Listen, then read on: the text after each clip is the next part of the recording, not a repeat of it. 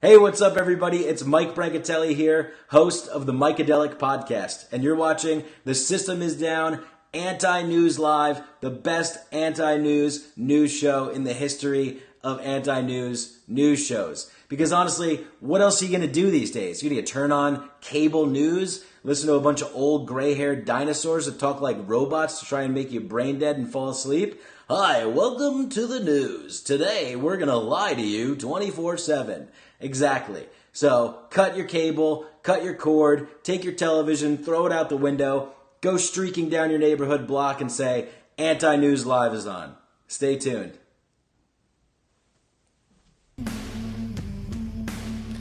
You know, I never get tired of hearing Mike Brancatelli rave about how good our show is that he's never watched or listened to. Before it was like even doing anything, all I asked was, hey, would you mind recording a little thing where you say, hey, this is Mike, blah, blah, blah, this is my show, and you're watching Anti-News Live, and he gave me all of that. So, Mike... That was fantastic. Mike, I love you. Thanks for the clip that went above and beyond. You did some extra credit there, and because of that, we're going to keep using your clip for a very long time, and I will continue to encourage people to go listen to Micadelic, the show that is Mike's show. But welcome to the Anti-News, not live again yet, even though my internet is, of course, cooperating tonight. But I refuse to go back to it until I am convinced that things are stable and reliable instead of this week it's live, next week it's not, and nobody knows what to expect. And I also enjoy the not live. I enjoy both ways, in different ways, and for different reasons. And while Craig has his mic on mute to yell at his children to leave the room, I was whispering to my child. Craig, how's it going? I was whispering while my mic was muted, just in case for some reason the mute button wasn't working. Anyway. I'm doing fantastic. Yeah, I enjoyed that clip from Mike. Like, it's my probably one of my favorite clips. It's definitely my favorite clip we play. And my favorite part is when he does the spot-on impersonation of the regular news, because that is so fascinating. Yes.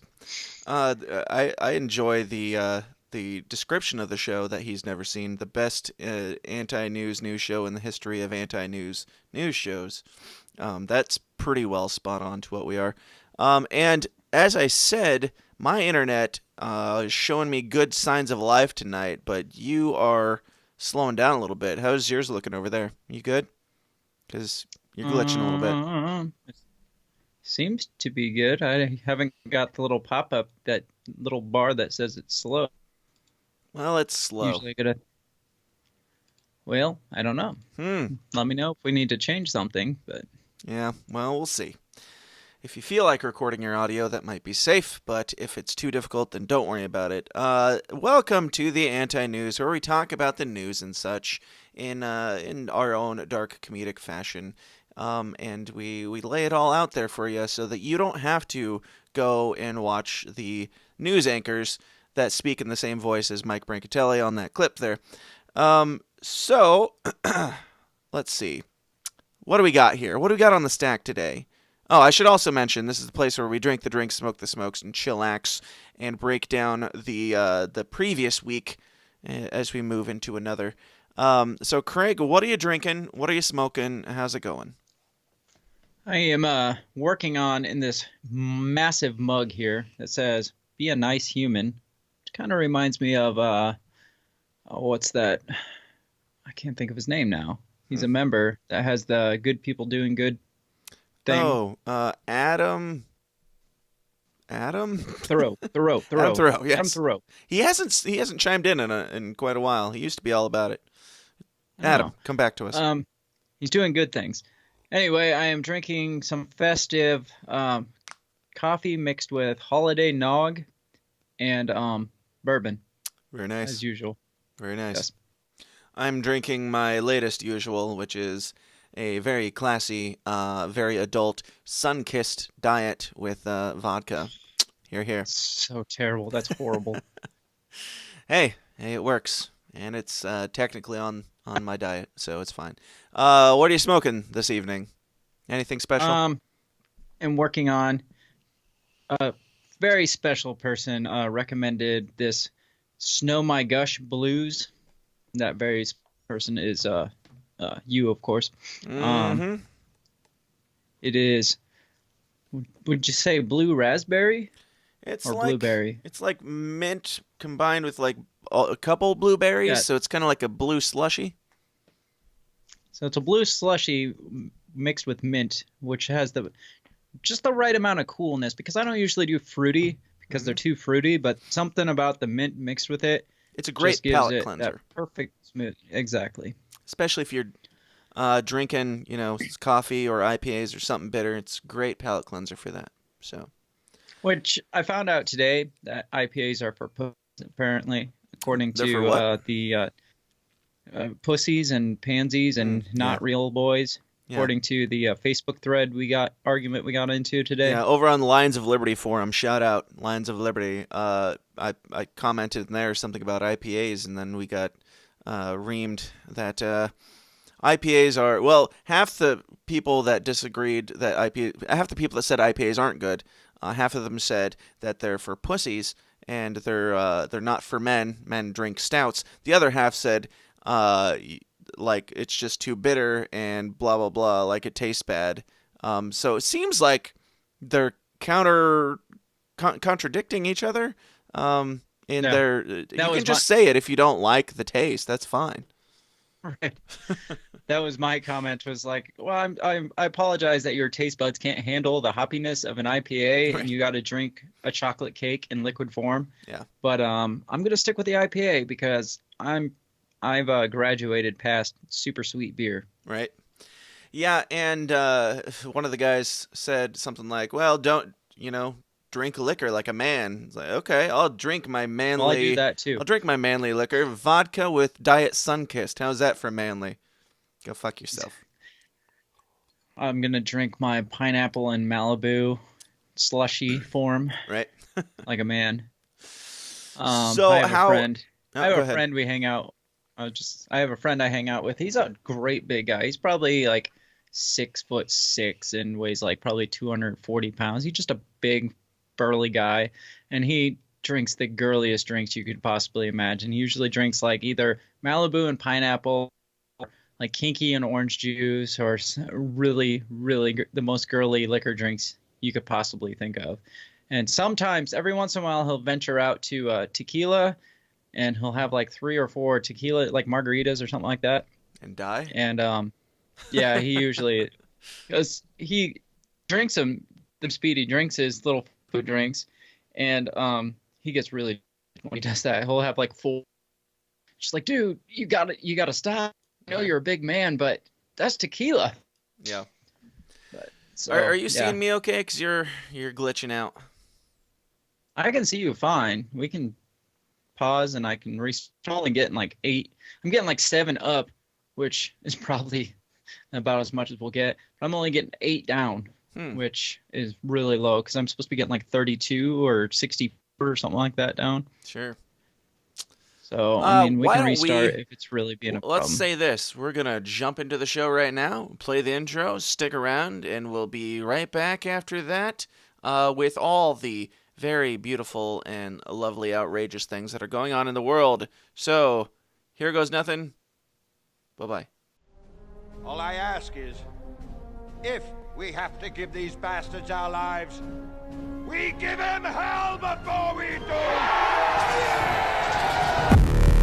The tragedy of our day is the climate of fear in which we live.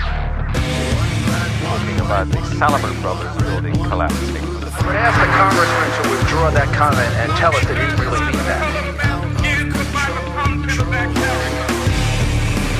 Half a shot before they do what I call nasty. I don't know what I said. I did not have sexual relations with that woman. The Bible commands that certain people be put to death. Thieves were possessing weapons of mass destruction. 9/11 attacks were carried out by Al Qaeda. Handle the truth. I remember that which matters most! We are still here! We have to say yes to socialism. We are not organized anymore!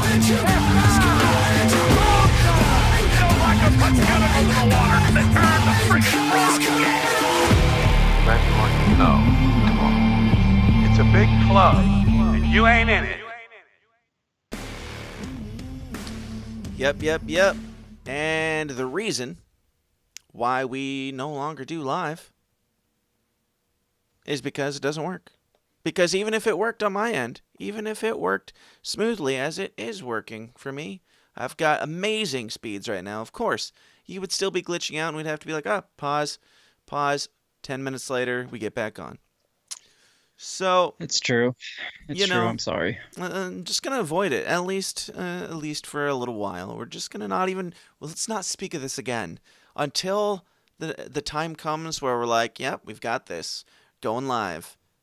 Let's never speak of this. And you guys, I'm not even gonna tell you when it's coming. I'm not even gonna announce it because that way, if it doesn't work out, then you'll never know. But I'm not gonna tell you when it's coming. Just one day in the distant, not too distant future, the AntiNews Live will return, and like a thief in the night, it will come without warning. You will hear the trumpet sound, and we will descend upon you for the...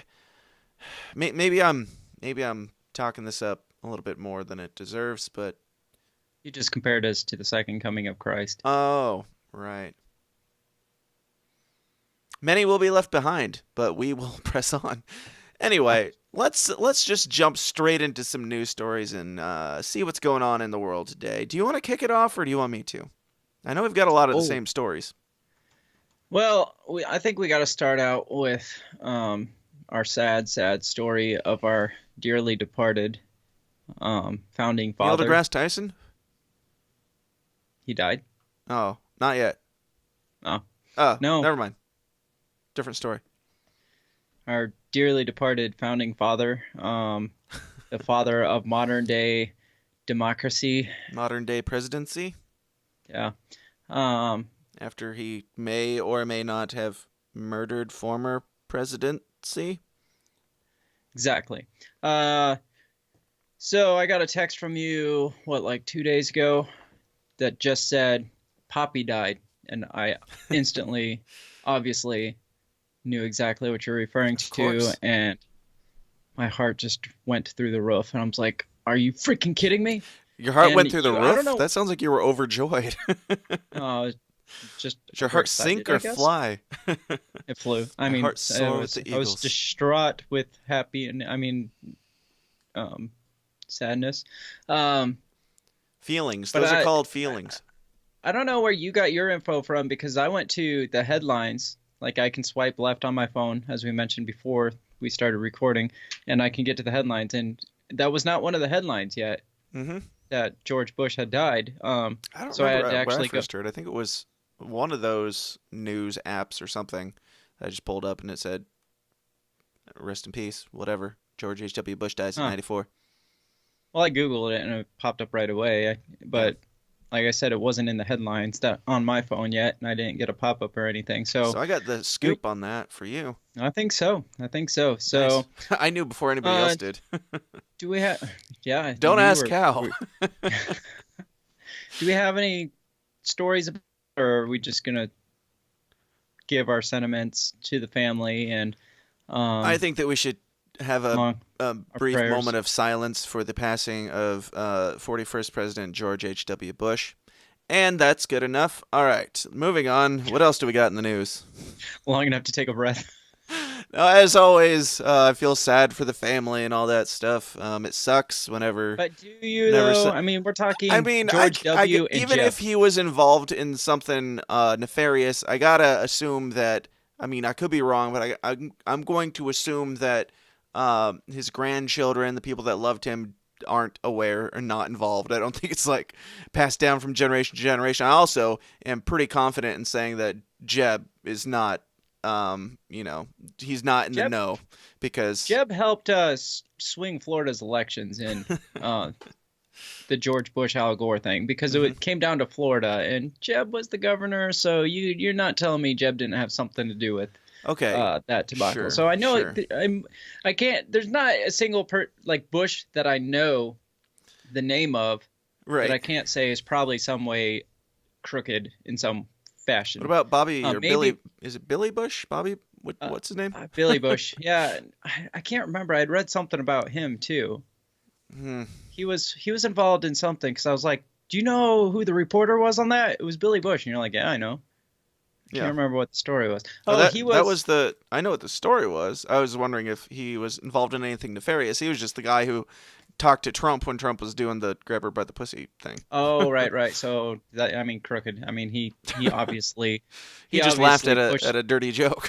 No, he obviously lured Trump into saying those statements. He perverted coercion. Trump's words. Yeah, collusion. He was like, Trump, could you read this in a smug tone of voice while I don't record you? Which Trump's got to know that. Trump had to know that he was being recorded. He was in a private area with a bush, A reporter, no less. Exactly. Of course you're being recorded. But, I don't really have any story on this. Yes, I do feel sad. I'm sure there are decent humans in the world who love this man and probably don't know or care about the allegations that I'm fine with making against him. I did read that Trump is invited to the funeral. Yes, and I believe he is going or went. I think it's either today or tomorrow. I think it's tomorrow at the funeral is. But I don't know. He died. Story's over. Let's move on. The end of an era. Didn't Barbara just die not that long ago? Yeah, I want to say she did. I know that they were both in like our death watch for the year. So we'll have to go back and see if we can check some names off our bingo cards for that. I'm looking up Barbara right now. Hang on. Yeah, I'm pretty sure she died recently, unless it's Mandela effect, or unless it's just I'm just remembering that we predicted that she would.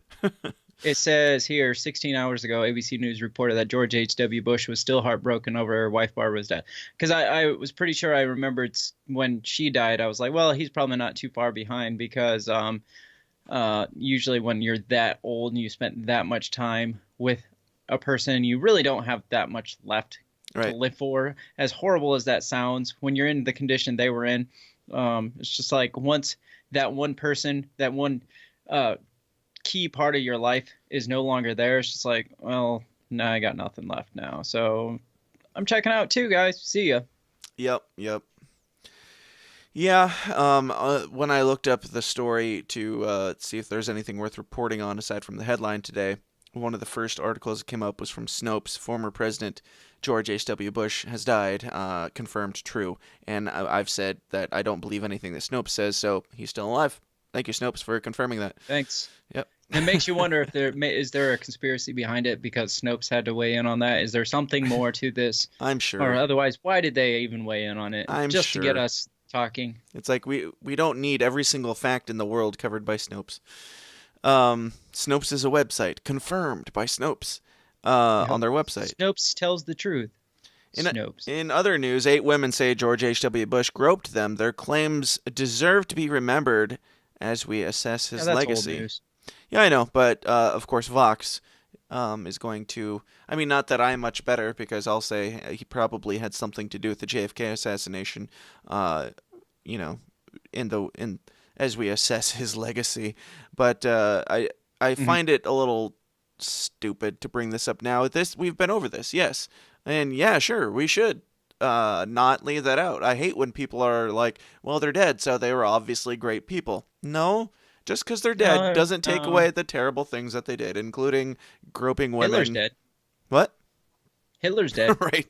We have a hard time forgetting some of the things that he allegedly did, but yeah, we don't need to. We don't.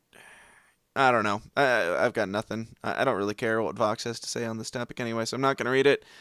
George H.W. Bush died. What else you got?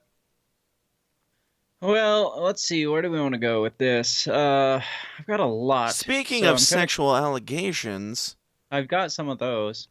Go ahead. Our good old pal Neil Degrasse Tyson, the head scientist in the world aside from Bill Nye today. I was going to say, are you saying he's better than Bill Nye? Yes, probably. Actually, I mean, is he related to Mike Tyson? I mean, yes, they are 100%.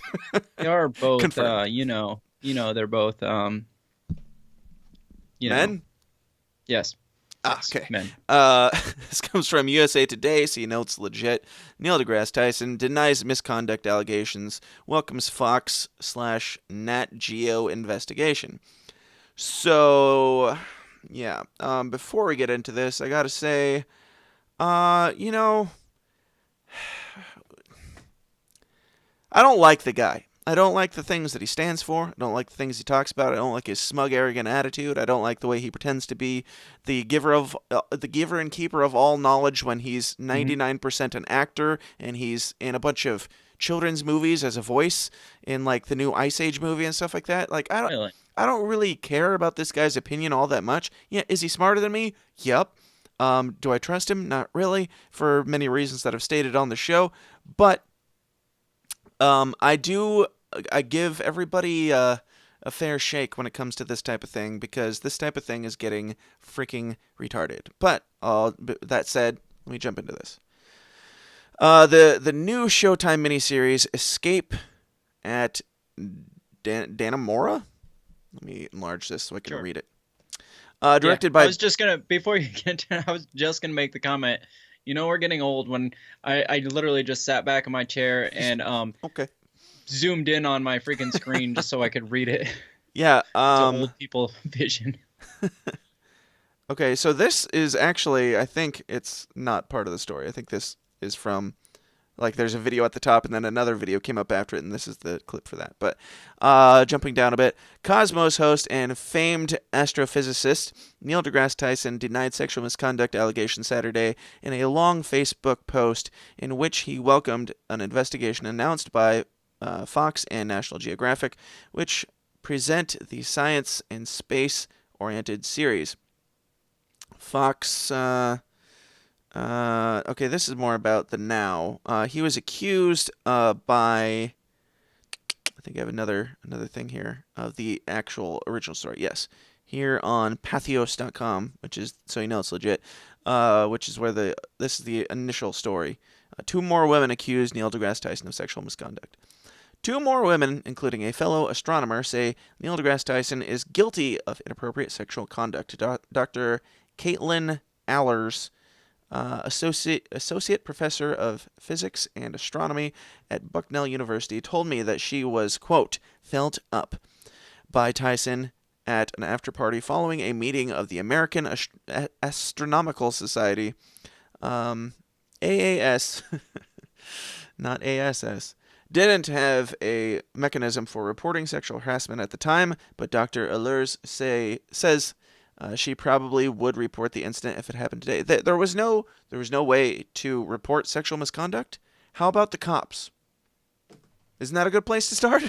Like, I would think so.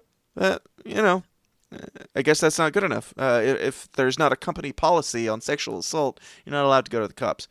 The groping incident allegedly took place at an after-party following the AAS meeting in 2009, which took place in Long Beach. This was supposed 9 years ago. Yes. This was supposed to be a lighthearted social event to show that astronomers could have fun, according to Dr. Allers. Yeah, I like how her last name is Allers. Allure? Lure. She lured him. Oh. Anyway, quote, Tyson was there and he was dancing and drinking and all of that at the party. So a friend and I decided to get a picture with him.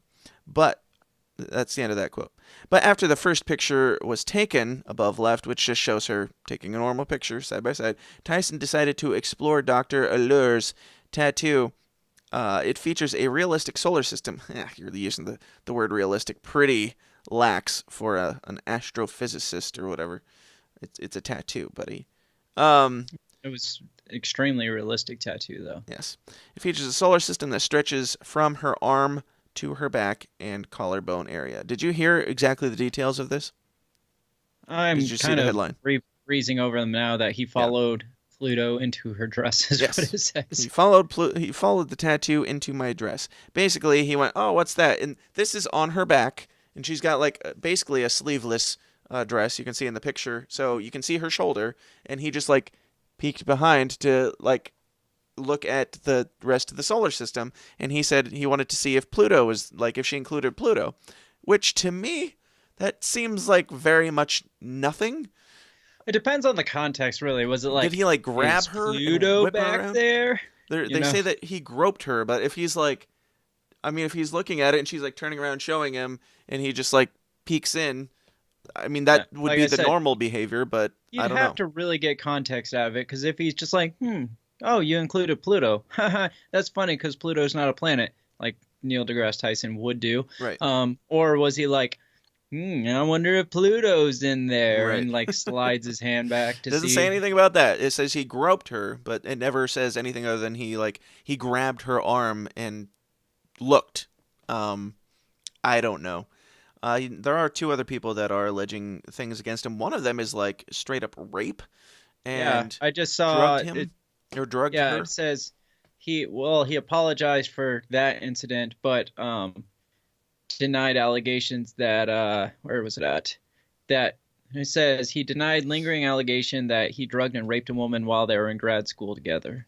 So yeah, more people are coming out. It's like, who did you piss off? I mean, we keep going back to this. Yeah. And his response in his apology was he only just learned 9 years after that she thought his behavior was creepy. Right. He's like, and he's deeply sorry to have made her feel that way. It's just like, well, I didn't know you had a problem with it till now. Right. Thanks for the wait. So it's she just didn't like, say anything to him or anybody else at the time, other than, I mean, I'm not reading this whole thing. It's really long, but as far as I can see, she didn't like report it to anybody, and her excuse is that the AAS didn't have a policy or something set up to report that type of thing, so she couldn't report it. I even read in one part she felt like it didn't say she felt this way or she said this thing. The article said she could not report it. Like, she could report it. You can she always report it to authorities. It wasn't like 1963 where women felt like they women didn't have the same rights, and if they spoke out of turn, they'd get smacked in the face or something. It's not like, I mean, yeah, I guess depends on the situation, like the power structure there, where she felt like her career was in jeopardy or whatever. But still, you can't say in 2009 that she couldn't report it, because people were reporting stuff in 2009. I promise you. Right. This goes on to say Dr. Allers is probably how you actually pronounce her name, since there are 2 L's. Didn't feel like she was in danger during her encounter with Tyson, but she did describe it as uncomfortable and creepy. That interaction also made her think twice about allegations brought by Ahmet. That's how you pronounce her first name. Is Tchiya. Tchiya. Chia? Tchiya. No, I'm going to include the T in there. A musician who says Tyson raped her in his apartment when they were grad students together. Also not reported. And also she couldn't remember a single detail of the incident because she was drugged, she says. This is a quote from Dr. Allers. I think that he is someone that could use his position of fame and power in a way to try and take advantage. Yes, could being the most important word in that entire sentence. But is he? That's the only real question here. So another allegation here. As if this allegation wasn't shocking enough, it came within days of my interview with Ashley Watson, a former assistant to Tyson who says she was forced to quit her job due to his inappropriate sexual advances. Watson worked... So these are unrelated? Yeah, none of these are related to each other. It's just Tyson. So it's not like, oh, I heard about this person, and so I'm coming out too. It's just like, just happens to come moments later, this person stepped out at the same time. In my opinion, even if they are related, timing is everything. Timing is not like coincidental. Like, something happened, he pissed off somebody, or he's rubbing somebody the wrong way, and now everything's coming out. It's just like the whole Kavanaugh thing. Even if it did happen the way his accuser said, they just happened to come out at the last minute, right before he's about to get voted into the Supreme Court. Right. It's just like, timing is not coincidental. There is a reason there. Everyone is deciding right at this moment, you know what, Neil deGrasse Tyson touched me too. I haven't read into this third case. The other two, the first one I find completely nonsense, most likely. from the evidence that I've been given, which is a picture of him looking at her arm and a picture of her getting a picture with him. And the second one, which was actually I don't know where they are in chronological order, but the second one in the story about the rape, I mean, basically she just like Dr. Christine Blasey Ford, has zero evidence to corroborate her story as far as I can tell. I could be wrong, but she doesn't remember a single detail about the entire event except for she woke up with him and she doesn't like him now. So reading on to this one, Watson worked directly with Tyson for several months. She says that during that time, he put her in an uncomfortable situation by attempting to persuade her into sex and demonstrated his, quote, predatory tendencies. Does that mean he asked you out on a date? Like, in 2018, that's what that means. What was the first? Read the beginning of that sentence. She worked directly with him. He put her in uncomfortable situations by attempting to persuade her into sex. To persuade her. Mm-hmm. We'll read on. Doesn't anybody that you have sex with, don't you attempt to creepily attempt to persuade them? Unless they're attempting to persuade you, which doesn't happen with most men too commonly. But in hindsight, there were red flags that she chose to not pay attention to, Watson told me in an interview. Specifically, Watson said Tyson occasionally made misogynistic comments and that he kept a list of overweight actresses on his phone to prove that women aren't inhibited by portrayals in the media when it comes to health and fitness. What? What does that even mean? Women aren't inhibited? So yeah, he keeps their weight to show that, hey, portrayal of skinny actresses in Hollywood doesn't keep people from... I don't see how that's misogynistic. He's saying your claims about this are wrong and showing evidence of it. He allegedly said it sounds almost the opposite, but I don't really know how that works, I guess. He allegedly said it was untrue that women feel pressured to be skinny based on a societal standard. Okay, that's pretty... If that is your misogynistic sexual advances, then I think you're going to need more than that. Let's see. Okay, Watson says she doesn't know whether or not the serious allegations put forth by Ahmet are true, but that she sent her a message of support after her encounter with Tyson anyway. I obtained a copy of that message, which has been redacted to protect Watson's privacy. I like how they just come out and support without... She's like, I have no idea, but I'm supporting her. Right. She could be full of complete dog shit. Well, but because she came out against him, she's like, you know what? I don't know if this is true, but I support you. It could be a full, utter nonsense, but hey, I support you. Yeah.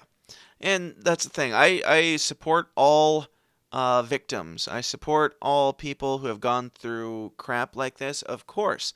But you have to have evidence for it. You can't just say, that person raped me, whatever. Otherwise, I could say Hillary Clinton raped me, and how far do you think that would get me in an argument against her? Not very far. Probably die. Just like, yeah, exactly. Just like these women's arguments so far, in my opinion, don't hold water in court. Just like the accusers against Brett Kavanaugh, who have since retracted their statements against him, don't hold water in court. So this is the message that was obtained, and we'll end it with this. Hi there, I just wanted to reach out, say that something, Neil deGrasse Tyson, I was his, they redacted some weird things, and I have no idea what this is even saying, so, I'm just going to leave it there. I just want to say that, and then Neil deGrasse Tyson it's like 3 or 4 things and then I redacted. went to, and then me. Yep. Watson says that she had been working directly under Tyson, who called out Trump in 2016 by saying he would grab him by the crotch when they met, and that they got along well. That all changed, however, when he invited his underling to his apartment at around 10:30 p.m. to, quote, share a bottle of wine and, quote, unwind for a couple of hours. What is that? I mean, he basically said in intellectual terms, hey, Netflix and chill at my place at 10:30. What'd you think was going to happen? Yeah, I don't know. And like I said, even if he was advancing on her and trying to lure her back for sexual relations, that's not rape. That's not harassment. That's not anything. Yeah. You're not being molested or anything. He hasn't like made super uncomfortable advances. If he kept pushing the issue, like, hey, dude, my place tonight. Hey, you look really good with your clothes off at my place. Do you know it look really good in my bed? That's getting to borderline harassment there. But if he just said, then I'm gonna have to read the next paragraph. Okay. We're gonna have to if continue. He just said, hey, have a bottle of wine and have sex at my place, that's not harassment. Now, while I read this next paragraph, close your eyes and imagine Neil deGrasse Tyson in this scenario. You got him in your head? You got the mustache? Mm-hmm. You got the overweight, all right, hang on, let me chubby look at little him real science quick. man? Okay, got him. Gotcha. All right. Watson, who said she felt pressured to impress her superstar boss, told me she agreed to come in for a glass of wine instead. I don't know what that means. Upon entering his apartment, Tyson allegedly took off his shoes and shirt, remaining in a tank top undershirt. Unfortunately, the night only got more awkward as Tyson, who is married, reportedly put on romantic music and played the most graphic parts. What does that mean? What are the most graphic parts in romantic music? Does he play? It was like a porn soundtrack or what? Well, I hear like, when you say romantic music, I hear like classical music or like Michael Bublé or something like that. But then you throw in the most graphic parts, I think of like Snoop Dogg or something like that. Right. Some rapper, dirty gangster rapper. It's just like you're not making any sense right here, because I don't know if I've heard too much romantic music. All right, we're switching. Parts. We're switching, baby. We're not learning about astral theology tonight or whatever. We're learning about some chemistry, honey. She says Tyson soon brought out a cutting board and a knife and cut blocks of cheese that he decided they would share. But before slicing the snack, he allegedly gestured toward her with the knife and made a comment about stabbing. just pick. Okay, you know what I can do? Just pick the story that you want. Pick the story. Is he like a sexual assaultist, or is he like an axe murderer? Like, what do you want? You're saying he was like, cheese, but I could stab you too. I mean, let's set the stage here. There's romantic music that for some reason has profanity in it, like Bach with Snoop Dogg lyrics, and Neil deGrasse Tyson in a wife beater, his little doughy self in a wife beater. Can't say wife beater. Okay, and a shirt or whatever they're calling them. Under, what did they call it? An undershirt tank top. Sure. And I knew as soon as you read that they probably originally typed up wife beater shirt, and the editor was like, you cannot say wife beater in this article. They're both like 2 glasses of wine in, and he's like, would you like some cheese? And he goes over and starts cutting cheese, and he's like, I could also murder you right now. That's how he really sounds. Yes. I've never really listened to him, but I have more than I would care to. He looks, this giant picture on my second monitor of his face, cheesy smile, looks like he could be the brother of Carlton from Fresh Prince of Bel-Air. Mm-hmm. Yeah. You know who I'm talking about? I do, yes. It looks like he could be his twin. And so I don't picture Carlton with that voice. Yeah. He's got I don't know. You'd have to look it up. But I've heard him speak more than I would care to in my life. He's basically a narrator for a Cosmos TV show. That's the go-to thing for like his credentials and what people know him by. Just like Bill Nye's credentials are Bill Nye the Science Guy. Yep, which was a sketch comedy show originally. But Watson says she took the comment as a bad joke, but it's important to note that this type of, quote, joke is exactly what people in power need to keep in mind when dealing with subordinates. And it set the stage for a night filled with subtle intimidation and sexual advances. Quote, it was definitely a very weird power move, she said. Then leave. Did he stop you? Did he hold you down? It doesn't say. I mean, from what you read, maybe we have. Okay, there's more in the story. Of course, there always is. Why do we talk before we read? I don't know. just blow our load early every time, just like Neil deGrasse Tyson. Watson says Tyson started talking about how every human being needs certain, quote, releases in life, including... It's true, though. It's true. It's true. It's a fact. Including physical releases. Still a fact. Just keep it to yourself, buddy.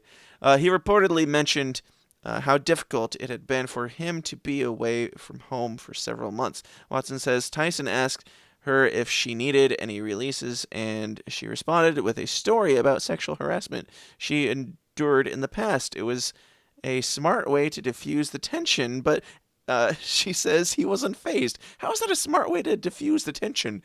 Well, I like the words you're saying, but did you know that I was raped? Did you know I was sexual?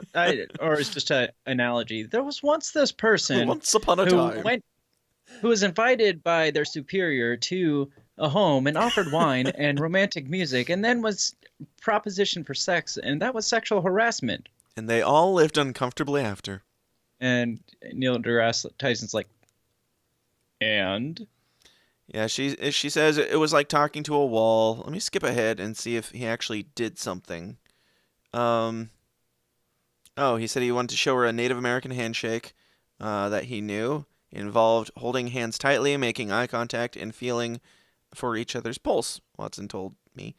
That reminds me of on the movie Baby Mama when Tina Fey and why can't I think of his name? Amy Poehler? No, the guy from it, the white-haired guy who's from Pink Panther. Oh, I don't remember. Why? I mean, he's a freaking big actor. Why can't I think of his Doesn't name? He have a woman's first name? Starts with an L. Steve Martin. Oh, So, I'm thinking of somebody else then. Steve Martin and Tina Fey, and he was like she did something right, and he was like, "I'm going to award you with 5 minutes of uninterrupted eye contact." Yeah, it's basically what Just, this sounds like. Yes. Stared uncomfortably into her eyes. Yep. That's what that reminds me. Let me show you this Native American handshake where I stare deeply into your eyes, uninterrupted.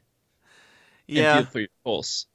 Now, because okay, so we're actually fairly close to the end of this. It says she reported it, so he gave her this handshake and he asked to like rub her back and stuff. Supposedly had inappropriate sexual comments.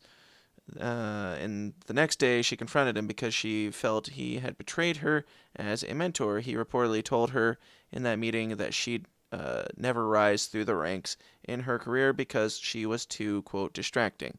If that is accurate, guy's a scumbag, and he deserves everything he's getting right now. If not, then no. She reported it. Watson says she decided to quit after the negative interactions with Tyson, and that she told the story. She should. Yeah, she told As anyone she in that shouldn't have situation to. do. She shouldn't quit. She should be reporting it. Yes. Yeah. And but, I mean, if it keeps happening, she should quit and then push forward with charges or whatever. Right. Then. Yeah. The story, she told to at least one supervisor in hopes that he wouldn't hire more female assistants for the astrophysicists. Not that he wouldn't. Not that. So you're not gonna give the guy problems. You're not gonna file charges against him. You're saying let's not hire any more women for him to work with. Doesn't that seem like, how are the feminists really not outraged about that? Right. That's taking two steps back. I have a problem with that. You know what we should do in this situation? Just don't give them any female. Right. No, that's leave not Harvey the Weinstein solution. in place. Stop hiring female actresses. That's the solution. That's just saying the females are what's the problem, not Neil deGrasse Tyson. Yeah, that person reportedly supported her decision to quit and said she should tell everyone she had a family emergency to avoid more uncomfortable situations. Watson also reported that the event to a relevant harassment hotline, according to a message she sent to a Met. Tyson didn't return my request for comment, blah, blah, blah. So, again, yeah, if any of this is true, then the guy's a creep. The first one's nothing, in my opinion, from what it sounds like. The rape one is really hard to believe all that much because there's not much to even discuss. And the third one, she's got a lot of details, but then she quits her job without telling anybody. And the only person she told, she said, hey, stop hiring women.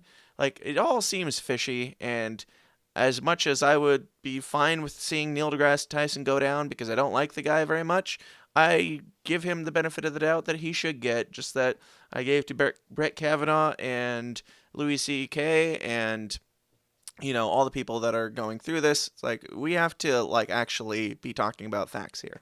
If we're not talking about facts, then you are a much worse person than a guy who looked at your tattoo that you showed him. I'm sorry.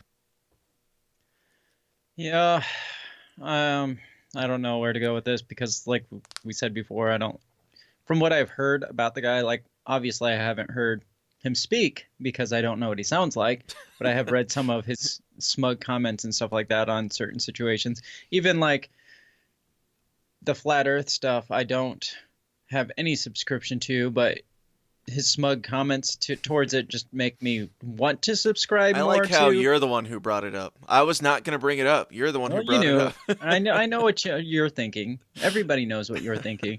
You didn't even have to bring it up, but I'm just saying his comments on that just is like, well, now I just want to read into it just to spite your smug attitude. Yes. Because and to recap on that, after B.O.B. came out saying that he was a flat earther and all that, Neil deGrasse Tyson goes on one of the late night shows, I think Jimmy Kimmel or something, and he gives some speech. He's a celebrity scientist. Like, he has very little credibility in my mind. He's just a spokesperson for a group.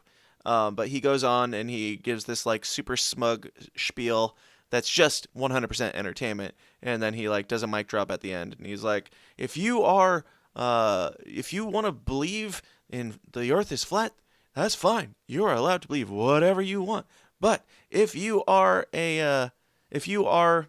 what is it, like not a trendsetter, something along those lines. If you're like an influencer, a champion. If you're an influencer of thought and you choose to believe that, then you are a danger to society and whatever. And the progression of humanity. Like, he made it this huge deal that a guy believed that the earth was flat. And whether or not I believe the earth is flat has nothing to do with this. It's the fact that he said, you're a danger if you believe that. And then he has said multiple times, the earth is either a pear shape, an oblate spheroid, or maybe we're all living in a simulation. So the earth being flat, that's not okay to say. That's a danger to humanity. But you can say it doesn't exist at all. The earth isn't real is an okay thing to say from a leading name in science. So, you know, it's just hypocritical. Proof shows, according to the science that I've conducted, I can strongly say that the earth could basically be anything except flat. Right. Yep. And there's nothing that you can do to disprove that the earth is a projection or a simulation, because any science that you use to disprove it, it's just a part of the simulation. So who cares? But yeah, he's comfortable hanging his hat on that. A simulation on the flat Earth. Yeah, him being an anti-flat earther and a smug douchebag is not so much the issue as it is him being a hypocrite on the matter. That's my big issue with the guy. But yeah, it seems more that he's not so much pushing what the Earth is. It's just he's completely just against the flat Earth, and that's it. It's just like, it's. I'm not gonna go off. Which makes me want to believe it more. Right. I'm not going to go out and just make a blanket statement saying that the Earth is definitely a sphere, because it could be a pear or it could be a simulation, but it's definitely not flat, obviously. Yeah, and he speaks with authority when he says that the Earth is this shape and the Earth is that shape. He doesn't say it might be. He says it is this. And he says it might be not real at all, but he says it's definitely not what you're saying. Anyway, we're not going to get down that rabbit trail too deeply tonight. That's all. If Neil deGrasse Tyson is a scumbag, then let him burn. Let him burn in the kindling that he has set before himself. That's fine. Mm-hmm. But if not, I'm going to need more facts to call him out as like a sexual predator at this point. That's just me. You're muted or something. Let's switch topics. All Let's right, get cool. away from sexual allegations and that'd be great. Science and stuff. Let's see. Where do we want to go? So did you hear about the mom that got pissed off at the airline? I did not. Do enlighten me. Okay, so a mom is angry at airline for name shaming their daughter, for making fun of their daughter's name. Do you know what her daughter's name is? What? Well, the pronunciation's in here. The pronunciation is ABCDE. It is spelled ABCDE. So name shaming and being like, is this really your name? Is it all caps too, or what? Not sure. It says First Southwest off, Airlines. kudos to the parents. I love this name. They're geniuses. And Yes, but if you are going to be as against the grain as you must be in order to name your kid, my kids have weird names. I have no problem with somebody not understanding that. I was going to say, expect somebody to laugh at it. My kids' names are not the first, 5-6 letters of the alphabet either. Southwest Airlines has apologized after one of its employees reportedly name-shamed. I didn't realize that was actually a thing. Oh, and if you put a word before shaming, it's a thing now. It's not only a thing, it's a crime against humanity. I was beard-shamed the other day. I mean, somebody said my beard was not nearly full enough. Except for penis shaming and white shaming. Those are the only two things that don't exist. Of course. I mean, Trump was penis-shamed, wasn't he? Of course. So Southwest Airlines apologized for name shaming of a 5-year-old girl. Tracy Redford said a gate agent at California's John Wayne Airport made fun of her daughter's name, ABCDE Redford, or ABCD. It says she pronounces her name ABCDE because she suffers from epilepsy. She and her mom always pre-board the plane. The Redfords were flying from El Paso, Texas, when the gate agent it says California, said a gate agent at California's John Wayne. Oh, flying home too. I thought it said flying from El Paso. So flying home to El Paso, Texas, when the gate agent laughed at the name, pointed it out to a coworker, and even went so far as to post a photo of ABCDE's. I mean, do we want to call her ABCDE or ABCD? I like both. I mean, both are ridiculous names. ABCDE's boarding pass, posted a photo of ABCDE's boarding pass on social media so that others could join her in name shaming. Cross the line. That is name shaming. I mean, if there's a word for it, sure. And I would say more so just like, I don't want somebody posting any information about my kids online if I don't know them. No, that's not okay. If I saw somebody taking a picture of my boarding pass with their personal phone, I would instantly raise hell. Like, what are you doing? This isn't about name shaming. This is personal information there. Yeah, this is about being a shady motherfucker. Says, while I was sitting there, she took a picture of my boarding pass and chose to post on social media, mocking my daughter, Redford told local media. It was actually brought to my attention by somebody who had seen it on Facebook and reported it to Southwest Airlines. And after 2 weeks of doing a formal complaint, Southwest hadn't done anything. Southwest Airlines issued the following statement: "We extend our sincere apology." Is that not like it's already programmed in. It's already programmed into every single response that they have in there. If they're like, our hours are 9 to 5, it would be, we apologize for any inconvenience. Our hours are 9 to 5. Right. We extend our sincere apology to the family.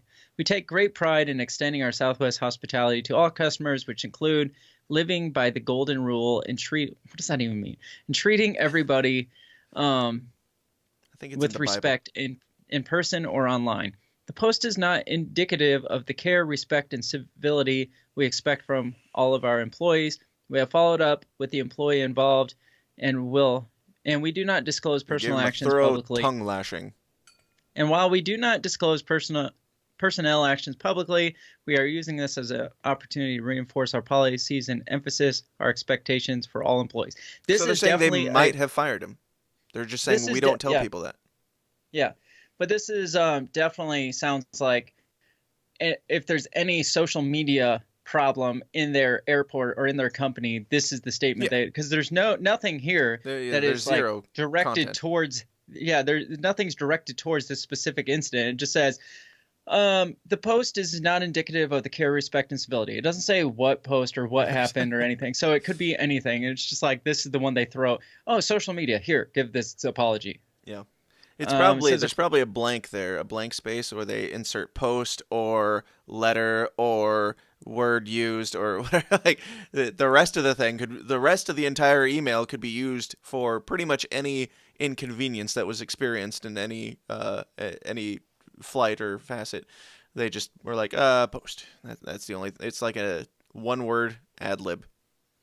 So it says it's got to give the meat and potatoes of the story now, the important stuff. That's okay. According to babynames.com, App City is not currently ranked in the United States births. You think? Really?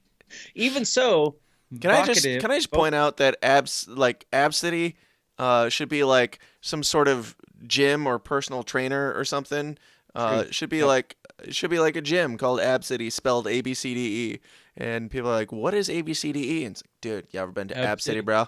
Yeah, bro. It says, even so, Vocative, must be a website, reviewed the Social Security Administration database in 2014 and found that 328 babies, all girls, have been named App City. That's just parents being lazy, in my opinion. Like, just open up their keyboard and swipe. That's what it is. Well, then you get like ASDF. They're not using QWERTY keyboards. Oh, I gotcha. Also in 2014, the name Ab City made national headlines when a 7-year-old autistic girl, also named ABCDE, I'm not sure if it's pronounced. How can everybody named ABCDE ends up with some sort of mental illness? I was thinking. 7-year-old autistic girl named Ab City was turned away by a mall Santa Claus. What? That probably had nothing to do with her name. It probably had more to do with the autism, and I don't know if there was a scene or something, because Santa Claus isn't going to turn a girl away because of her name. What's your name? Absidy. Okay, well, fuck off, kid. Yeah, sorry, kid. No, really, what's your name? ABCD. No, kid, if you don't tell me your name now, it's like, don't mess with me, Abron. Yes. Oh. So, yeah. Are we good to move on from there? Yeah, my initial thought was, if you have the balls to name your kid that, expect backlash. But then the fact that she posted on social media, sure, she should have been fired. It's not the first or the last time ABCDE is going to get made fun of for her name, but hopefully it is the last time that a freaking airline attendant will take a picture of it and post it on their social media. Right. Unless she, I like to think about all sides of things. Maybe the mom said that she could. I don't know. I assume not, but maybe they were like laughing about it. Ha ha ha. Can I take a picture of that? Yeah. I find it hard to believe that the person would take a picture without, like, with the mom standing there without talking about it, but posting it on Facebook or something is a different story. If you've never flown a plane, it usually goes like this. You hand them your boarding pass, you hand them your ID, they look at your ID, they hand it back to you. I mean, there's not like a long incident where they're holding that in their hand, and if they are for more, they're like chuckling about it, and they're like, look here. At that point, I would have been like, can I have that back? Not wait for them to pull out their cell phone and snap a picture. It's like, what are you doing this whole time? She would have known long before it was posted to Facebook if the person took a picture of it. So I'm guessing that she probably approved of taking the picture, and it was probably a nice, jovial conversation. The person probably posted it on Facebook as just a fun, lighthearted thing, like, oh, isn't this cute, or whatever, and then, which even still, don't do that without my permission. I gave you permission to take a picture of it, share it with your friends, whatever, but don't post it on Facebook. But then I wouldn't give you that permission anyway, because that has my kid's first and last name and probably a picture of them. It's like, don't have a picture of my kid's ID at all. You don't need that. Exactly. Anyway, speaking of, man, there's so many good things this week, and we're pretty well over time for this main episode. No, we got to keep going. I got to at least do one more. All right. Well, we'll do this briefly. I've got a couple ones that we can do pretty quick runs on. We'll take quick runs on them as they are diarrhea themselves. Speaking of outrage, which could be the segue into pretty much every single story that we cover. Yep. Did you hear about the latest scandal behind Rudolph the Red-Nosed Reindeer being seriously problematic? What? You didn't hear about this? No. Is it because they blackfaced his nose? Oh, it's much more outrageous, but you're close. All right. Huffington Post, of course. This is Breitbart reporting on a Huffington Post article. I could find a Huffington Post article, but I kind of want to hear what Breitbart has to say about it. But Huffington Post, quote, Rudolph the Red-Nosed Reindeer is seriously problematic. According to the Huffington Post, Rudolph the Red-Nosed Reindeer, a classic Christmas film, is, quote, problematic and marginalized reindeer. Does that mean it marginalized reindeer? Or it's about a marginalized reindeer, because deer is singular and plural. I don't know. In a video shared to the official Huffington Post Twitter account, the outlet claims viewers are noticing the, quote, tale may not be so jolly after all. The Huffington Post... Yeah. What? you just over there cutting yourself? The movie's been around for, what, 50 years? More than that, yep. I think it came out in like the 40s or 50s. And deciding. You're frozen. You're very frozen. How about now? And you're kind of back. Now.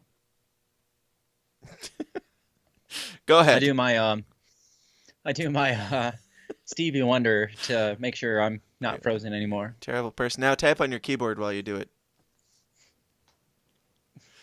Terrible. Racist. You're horrible. You're horrible. What were you saying? Racist. Blindest. He was black, so you're a racist. I was saying, what you said in the 40s or 50s, whenever it came out, and the article, as it just stated there, they are beginning to notice in 2018, not 10 years ago, 20 years ago, 50 years ago. I'm pretty sure I read that the original story came out in like the 30s or 40s, and then the cartoon came out in, I don't know, the maybe 60s, 70s, 80s, somewhere in there. So regardless, a ridiculous amount of time that this has been out, and we're looking at it through our 2018 lens, where everything is problematic, and let's look back at history and see where we didn't notice where people were being racists or bigots or whatever. Can we just wipe the slate clean on January 1st and just forget 2018 was a thing and just start I feel like we're going to have to wipe the slate clean and just delete all old media. Everything that's happened throughout history, just throw it all out, delete it all from the annals of history, because we can't handle it. We can't handle that things existed. If we just put our cursor on January 1st, 2018 and drag it to December 31st and just hit delete on that, then maybe people will just forget that all this stuff outrages us and stop looking for things that outrage us. Yep.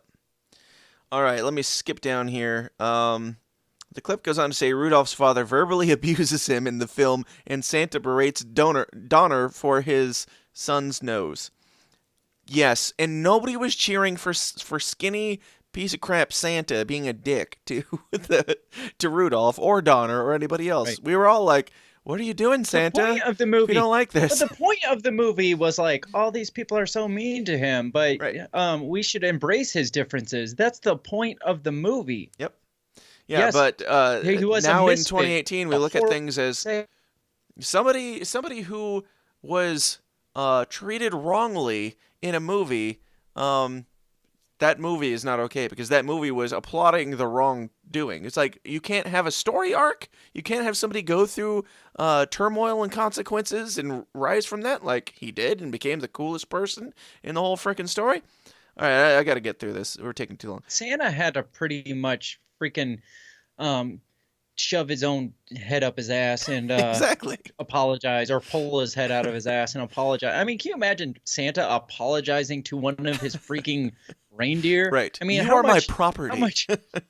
How much humility did that take? It's like people I want to see one of the to go through. I want to see one of the animators come and make like a stop motion animation version of Santa where he comes out and apologizes to Huffington Post for being such a bigot and a racist. I said, you cannot express to children that they are going to go through life without the least bit of uncomfortableness, the least bit of people making had a fun deformity. of you. He had a deformity. Even say that. Sorry. You can't say that.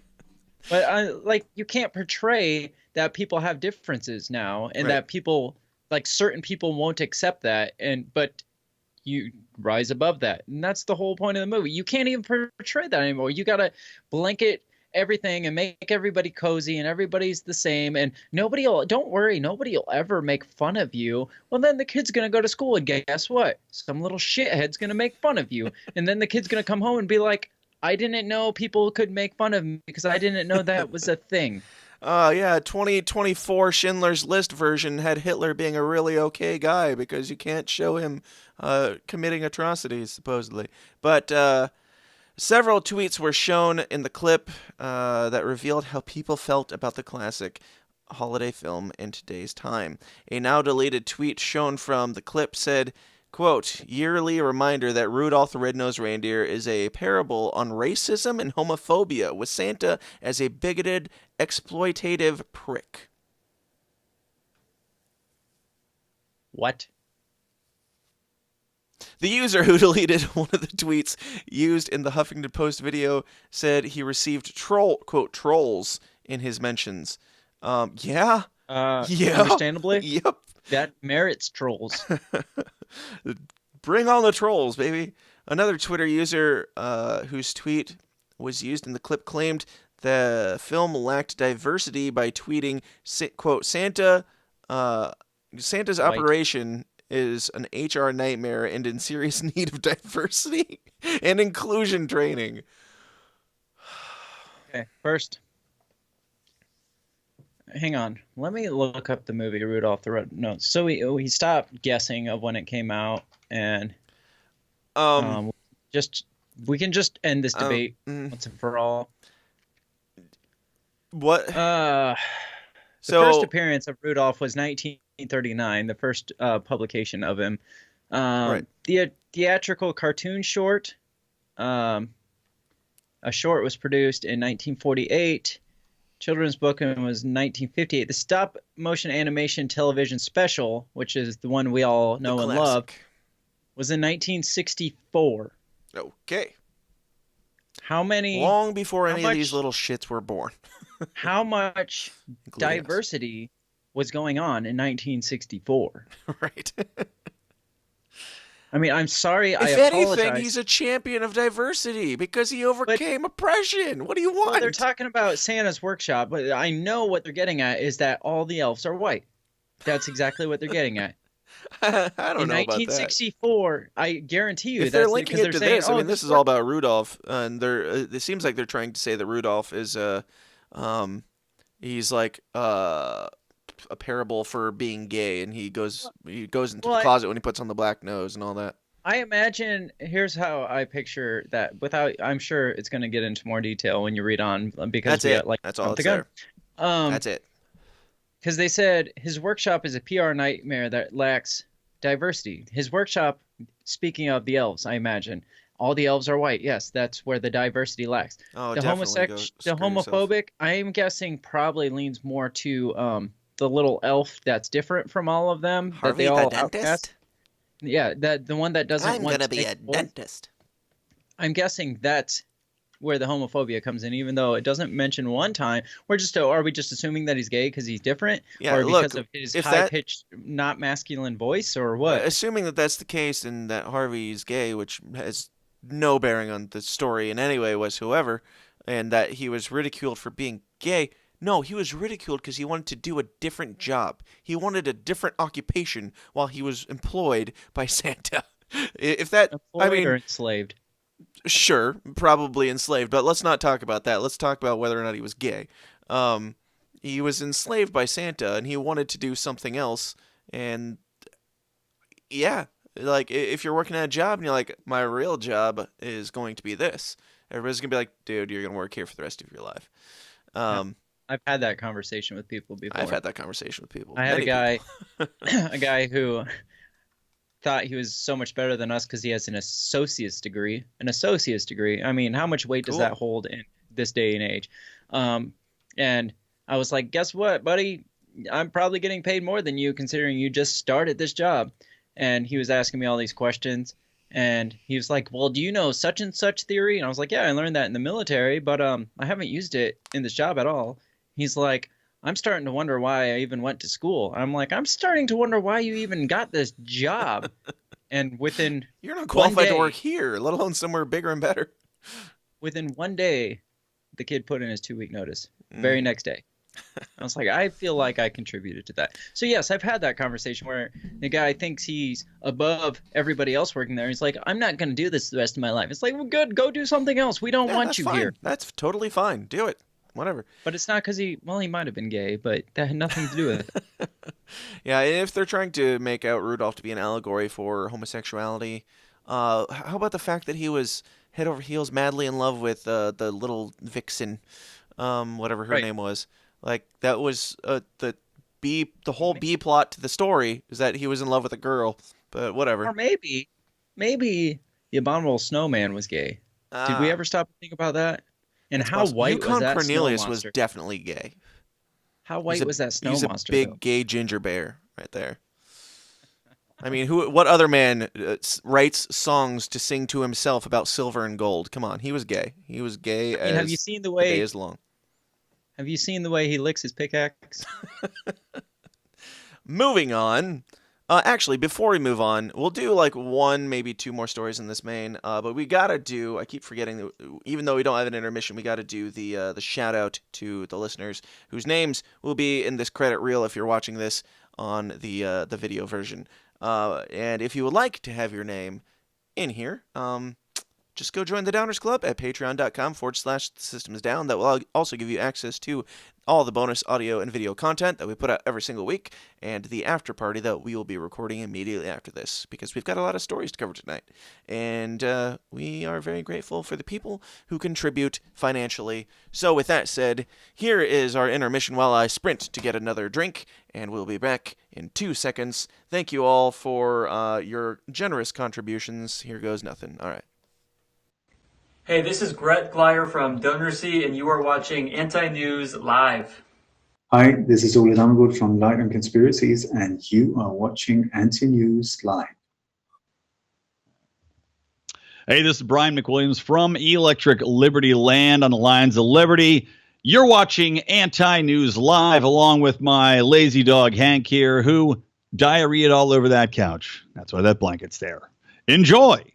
And now it's time for that part of the show where we give a big thank you and a shout out to all the beautiful men and women who support this show with their hard-earned and much appreciated dollars. We could not do this without you. If you would like to increase the value of your life and get your name on this list, just go to patreon.com/thesystemisdown and join the Downers Club. I'm done, I'm pissed, and I'm not putting up with it anymore. You Satanists want to sacrifice the West. You want to kill the beautiful goddess that is the West. You people are enemies, and we're going to get your asses, and we know what you're up to, and we're coming for you. So I've had enough of these people. Okay, so I've been containing this for the last week. That's why I've been in here sweating, getting pissed, because I can't handle it anymore. Hey, this is Toby from Bad Christian, and you're watching Anti-News.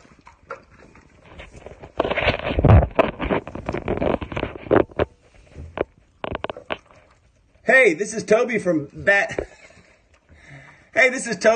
Christian, and you're watching Anti-News. Hello, everyone. I'm Lucas from the 29 Toes podcast, and you're watching the Anti-News Live. Fun fact, do you know anything that you drink out of this mug tastes 50% better? You should give it a try. Enjoy the show.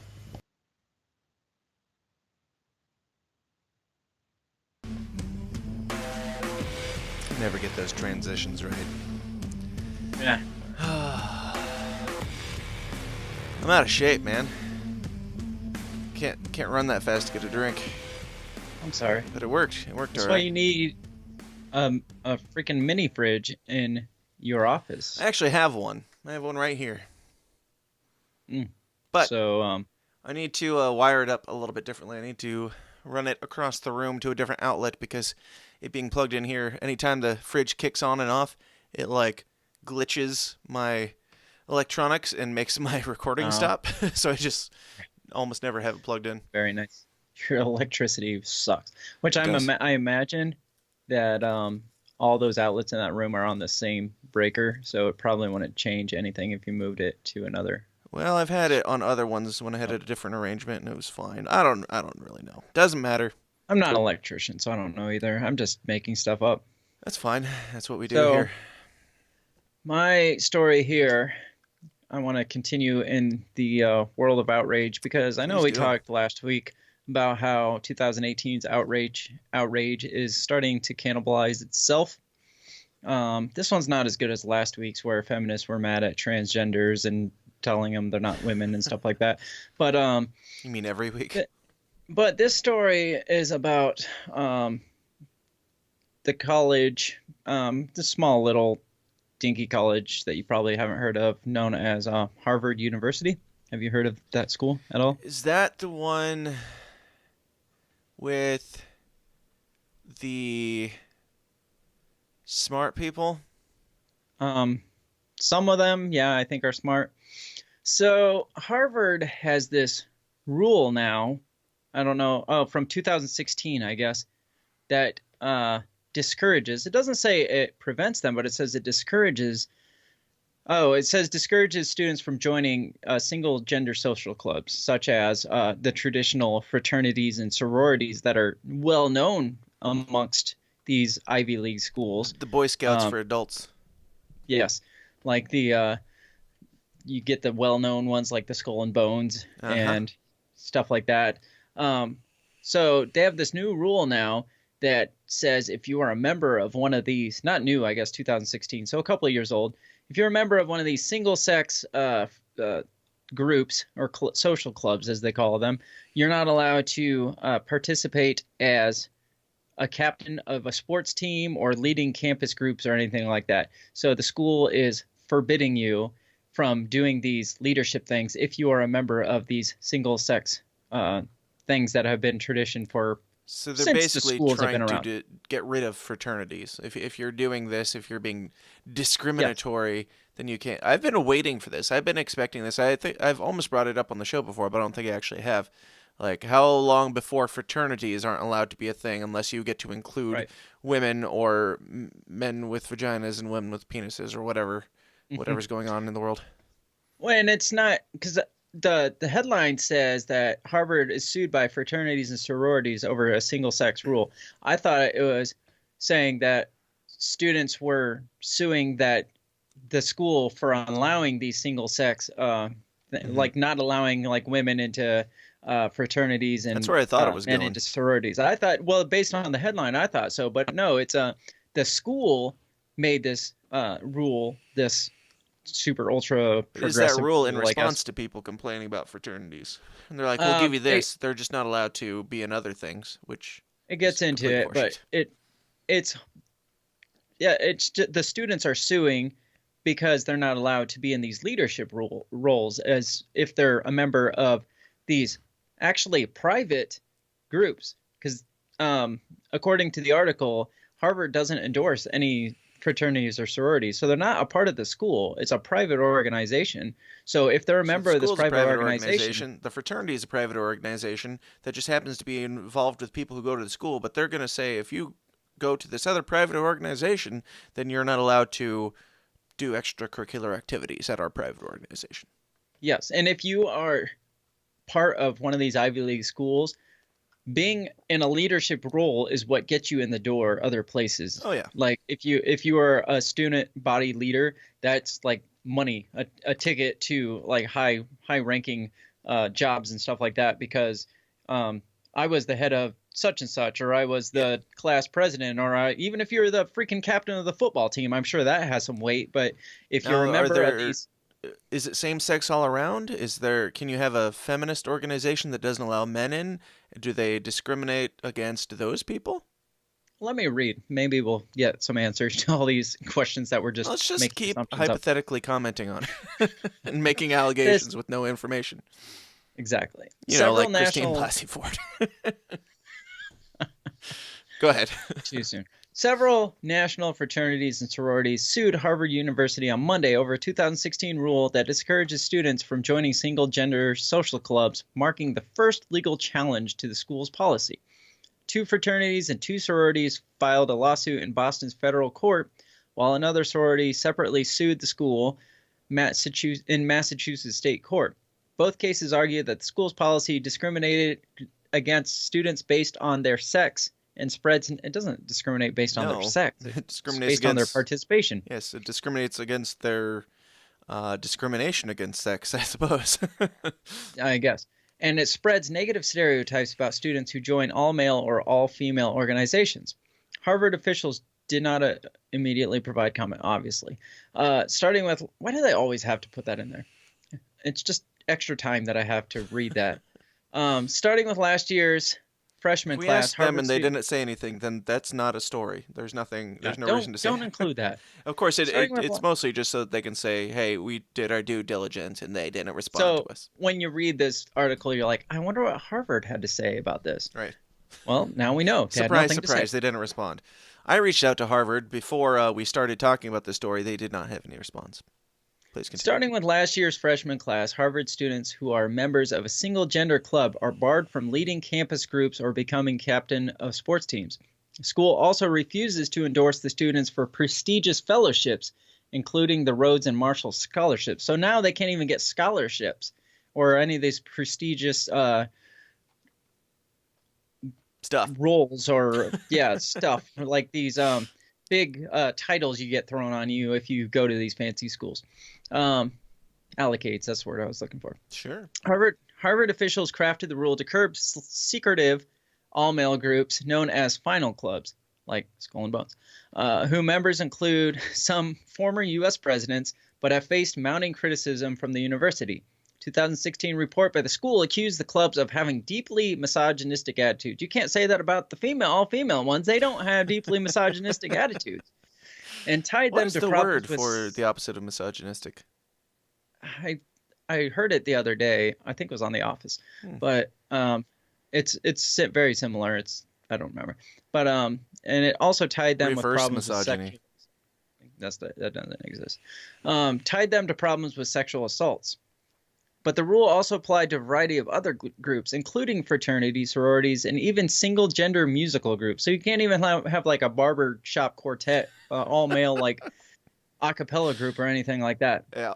Like the Flying Tenors or whatever. So if you're in just like a bunch of guys in a singing group, right, that's included too. The B Sharps. Or what is it on The Office? I can't remember. Here I know Comes Treble.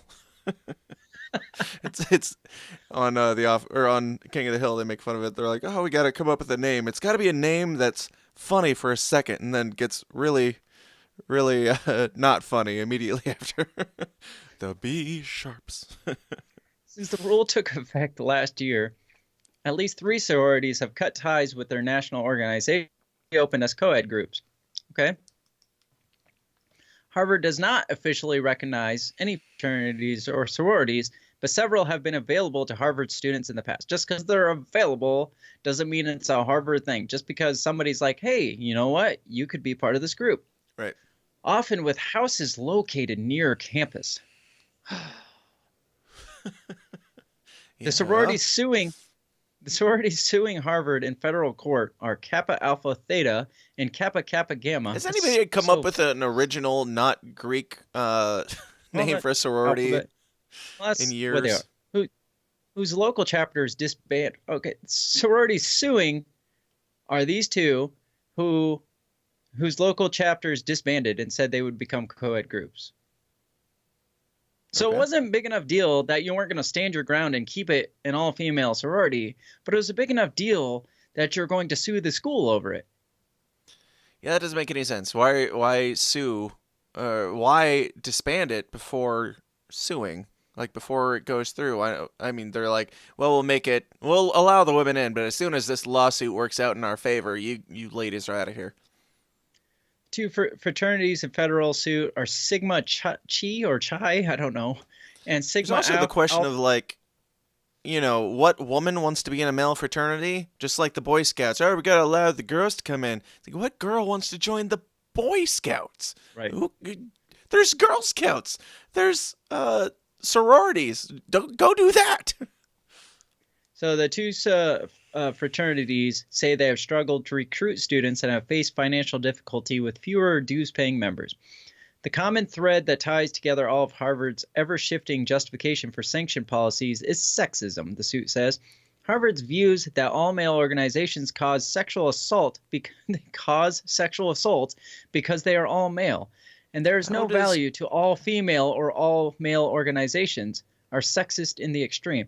You can't tell me a bunch of guys. Fraternities cause sexual assault. If there's no women there, who are they assaulting? Well, they go and have their big parties and assault them, but because a group of guys get together and they just rape people. You didn't know that? When you get a bunch of guys together, they rape packs of dogs. Right? I mean, it's just going to happen. So if we split them up, there'll be a little bit less testosterone in the room, and they'll be less likely to rape. So also how come we're including Harvard, sororities? That's I mean, what I was what's hoping the problem with sororities?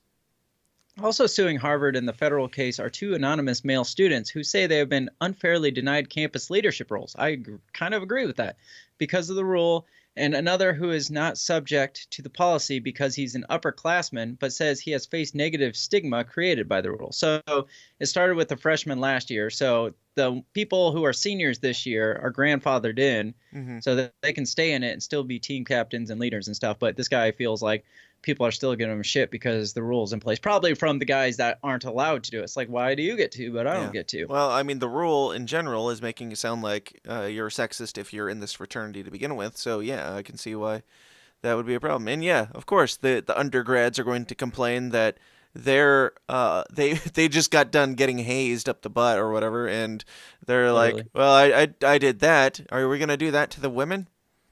The women that are joining now, and how come you get to have these things in place? Whatever, I don't know. There's so many questions. This is interesting. It's such a cluster F of a story.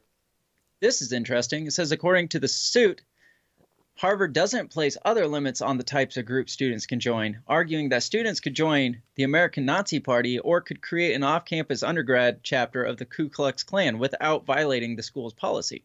That's interesting to me. Yep. They would still be allowed to be in leadership roles, but not in all male. A Klansman is fine, but if you're a man with men, then that's bad. Now, if it's a Klansman, as long as you allow women in your, Klans group. It's an all-male Ku Klux Klan group, then nope, can't do that. But if you bring in a female, you're good. Yeah, I've also been wondering how long before people get outraged that Freemasons are all men. I'm sure that already exists. It says the Fraternity Management Corporation says it expects to lose $25,000 in revenue over the closure and is stuck paying another $25,000 for local chapter's house in Cambridge, which is now sitting idle. Both suits demand a jury trial and ask the courts to stop Harvard from enforcing the policy. I agree. They should stop enforcing the policy. As little as I care about Harvard, college in general, and especially 100% don't give two shits about fraternities, this is a stupid policy, and they should be sued, and it should be ended. Like, if you can't say that it's not affiliated with the school directly, and then also enforce discrimination against people who are involved in it. That's like saying, we don't like people who shop at Walmart, so if you shop at Walmart, you're not allowed to be in this position of power in the school, which is all horseshit. I disapprove of all of it, but I especially disapprove of this policy. What if I'm a member of an all-men's Bible study? Because, I mean, there's a legitimate reason to have an all-male Bible study. Man. Because I want to go and raise hell at, like, some very, like, fundamentalist church and be like, you can't do that. You can't discriminate. Or, like, where they have rules of... Where they have rules of, like, a man can't be alone with a woman that they're not married to and blah, blah, blah. It's like, oh, that's discrimination against women. It kind of is. People do make a big, like the Pence rule that everybody balked at and made fun of him for, which I think it's kind of dumb to think that you can't be in a car alone with a woman. Yeah. But on the other side, if you're a high-profile figure, don't be in a car. Like, don't put yourself in that spot. Like, I would never, if I was... like a youth pastor, I'd never take just a girl home alone by myself. It would just want to happen because it's not that I think I'm going to do something or that she's going to do something. I don't want to have that portray that image. I don't want to leave that from open the to woman's question. perspective, I can see why that would be frustrating and annoying, because like I needed a ride home, and screw you for caring that much about that. And also like especially in like big businesses and stuff, like it could potentially keep a woman from moving up in the ranks, not because she's a whore, but because like if you aren't allowed to be, to do business one-on-one with another man, like a man and a man would be able to, then you might have a harder time working your way up in the ranks because you don't have the same opportunities.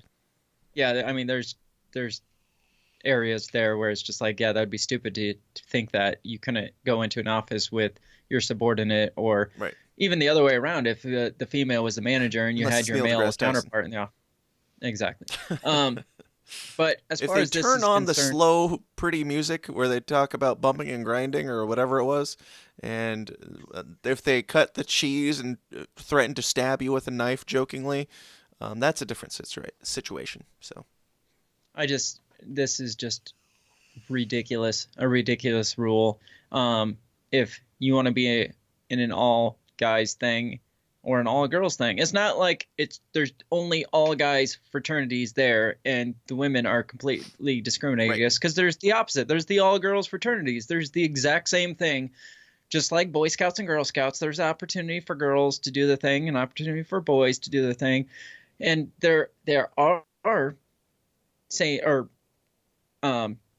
bi-gender or whatever, where both genders are included. There are little kids groups, all inclusive groups, like church groups and stuff like that have both boys and girls in them. There are options that you can join.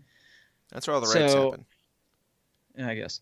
So I just think if they're going to make this rule, hey, we're going to single-handedly sabotage your career of moving up in the world for the rest of your life because you were in an all-boys singing group, well, that's just stupid.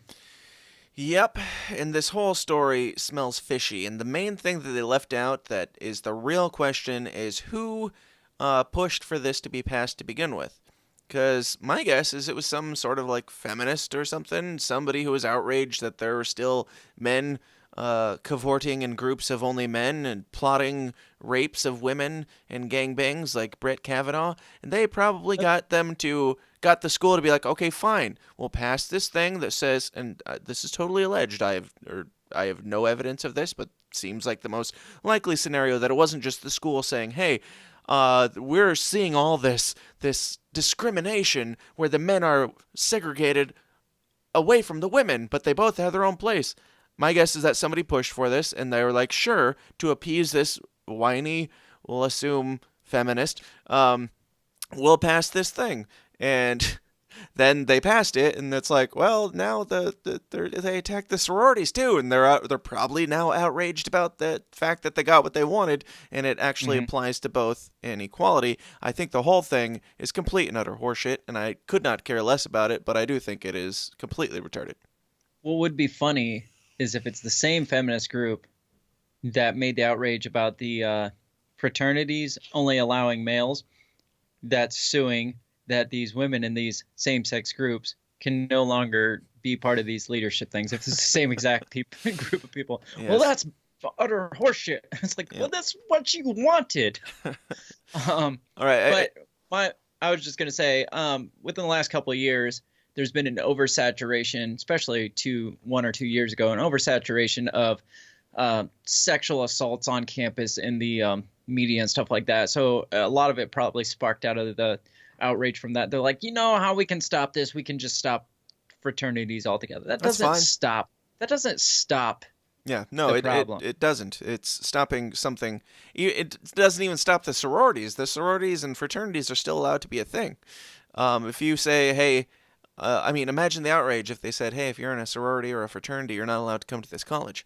That would be complete and utter outrage. Well, can you imagine if... Keep going, sorry. The delay. You're fine. I was just going to say, can you imagine if say you worked for an office and they told you, man, if you don't leave the flying tenors or whatever it is, you cannot apply for the management position. Because that's basically what they're saying. You can keep your assembly line job here, but forget about a promotion. We're not going to promote you because you're part of the Flying Tenors. Right. I mean, that's just ridiculous, in my opinion. It's just like... I can't believe that it passed to begin with. Like, I have a hard time even talking about the actual story that you just read because I have a hard time wrapping my brain around the fact that they made this a thing. Like, the fact that they said if you're in a club that doesn't allow somebody of the opposite sex, then you're still allowed to come to the school, but you're not allowed to be in high positions in the school. It makes absolute zero sense, and I cannot believe that even exists. As little as I care, it blows my mind. I'd like to know how many members, high up members at Harvard, on the faculty or the... Probably all of them. Dean or whatever. How many of the dean, do you know what I'm going to say here? Yeah, probably all of them are... members were originally members of a fraternity. Well, that's not or what I was sorority. going to say. I was going to say how many of them are members of the Freemasons. Like the dean of Harvard. Do you think if he's a male, do you think he's a Freemason? Most likely. More than likely, probably. And at the very least, I mean, we can leave the Freemasons out of this one completely. There's a good chance that 99% of them, that's their background, probably and 100%. they're probably still, pledging and doing the secret handshakes to their buddies when they see them on the street. But they're going to pass this thing that completely goes against everything that they still hold value in. But again, we're just making assumptions and talking out our ass, which is what we do. But we need to get out of here because we've gone on for way too long, and we still have an after party to attend to, which means that we have a bunch more stories to talk about.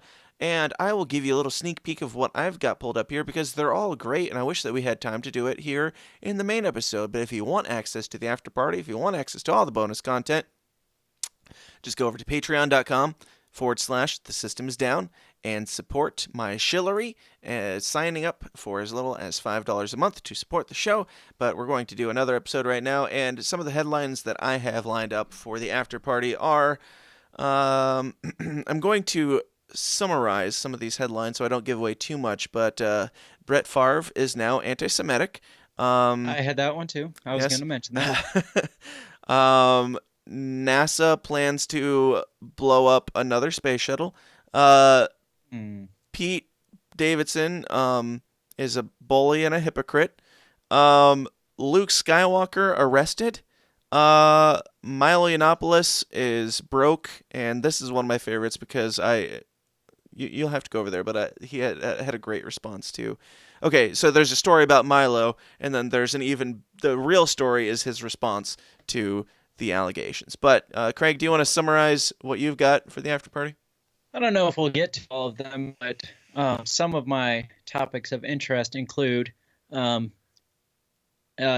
Tesla one of those autopilot cars was pulled over. The driver was drunk and sleeping behind the wheel. Why have an autopiloted car if you can't don't drink? give the whole story, and okay. This is the summary of the headline. Right, this fine. is the brief synopsis of the headline, so you don't give it all away. Okay, the irony. Bernie Sanders apparently is running for president. That's the whole headline. Lives that long. Millennials have single-handedly caused the decline of canned tuna sales. Way to go, millennials. And Tom Cruise reportedly the Church of Scientology had auditions for Tom Cruise's girlfriend. All right. Well, that all sounds fantastic, and I look very much forward to it. It's going to go on way longer than I intend for it to at this point. But we always do that. We always plan to do a short one, and it ends up being 3 times longer than we ever thought it would. If you enjoy this, if you would like to get as Forrest calls it, the test of endurance, if you're willing to stick through it and stick it out and hear our commentary, our bad commentary on things that are supposedly happening in the world, go to patreon.com/The System Is Down and sign up for the Downers Club right now. But thank you all for listening. Thank you all for listening in the future, and it's always a pleasure. We enjoy you very much. We enjoy you enjoying us and our ramblings, and I hope that you continue to. Please go join the System Is Down forum. If you have any comments, you can talk to us both directly at tsidpod.com/forum. And that said, And without further ado, tune in next week for another episode of Anti-News and Monday morning for another episode of The System is Down. But, Craig, thank you for being here and question everything and stay uncomfortable. All right, I'll talk to you guys later. Yeah. Have a good evening. Bye-bye. So here's my pledge to you. I will be a commander-in-chief that will have the back of the military. I won't trash talk. I won't be a divider-in-chief or an agitator-in-chief. I won't be out there blowharding, talking a big game without backing it up. I think the next president needs to be a lot quieter, but send a signal that we're prepared to act in the national security interests of this country to get back in the business of creating a more peaceful world. Please clap.